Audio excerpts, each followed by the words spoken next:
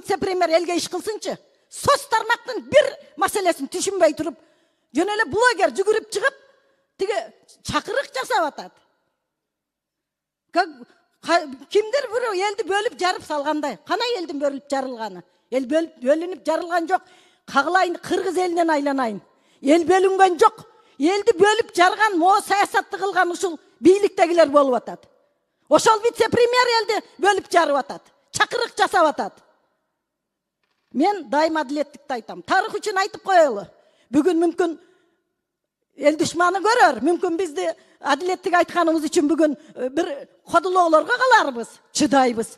Чоң саясатта жүрөбүзбү? Бул жерге парламентке чыдаганыңар келгиле. Кээ-бирлер жүрөт, комфорт зонадан чыкпай.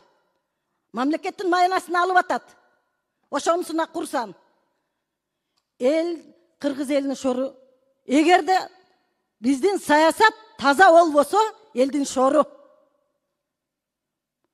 Эки дос деп, мына эл эки дос деп эркелетип айтып коет. Жакшы маанисинде. Эки достун ынтымагындан бузгандар болду.